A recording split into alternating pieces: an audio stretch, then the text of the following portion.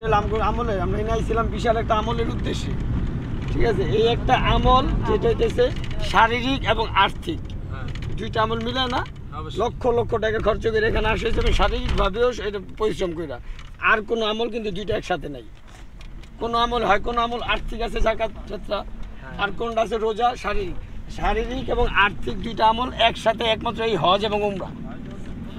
এইখানে দুইটা আমল একসাথে এবং দুইটা সমন্বয়, তাই না? এটা একটা বিশাল একটা ব্যাপক আমল। এটাকে আল্লাহ কাছে আমি শুকরিয়া আসছি। আমরা এই জন্য বেশি বেশি ইস্তেগফার করি। এই কারণে ইস্তেগফার করি, আমগো ভুলের কারণে আমরা পেরেশানিতে পড়ি। পেরেশানি কিন্তু আমাদের আমলের কারণে, বদ আমলের কারণেই আসে। তো যার কারণে আমরা এই জন্য বেশি বেশি ইস্তেগফার করুন। আর সবচেয়ে বড় কথা মানবিকতা অথবা যেটা আমাদের ইসলামিক সেটা হচ্ছে আমরা একে অপরের যত দোষ কম ধরি। আমরা করি কি নিজের দোষ দেখে না দেখি সবাই, আমি নিজেও অন্যের দোষ আলোচনা সমালোচনা ধরার চেষ্টা করি।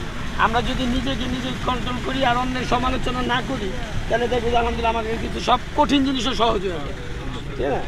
যাক, আমরা এখনো বিশাল একটা জিয়ারায় যাচ্ছি। আল্লাহ আমাদের জিয়ারাকে কবুল করুন, সুন্নতের আমলে কবুল করুন। আমিন আমিন।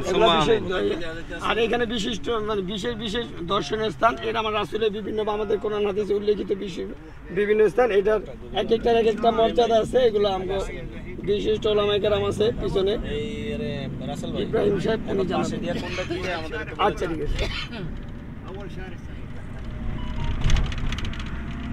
চেয়ারে যেতাম বাস, বড় বাসে কিন্তু মাইক থাকে, সেই বাস দিয়ে চেয়ারে যেতাম অনেক 80 জন 70 জনের লাগে।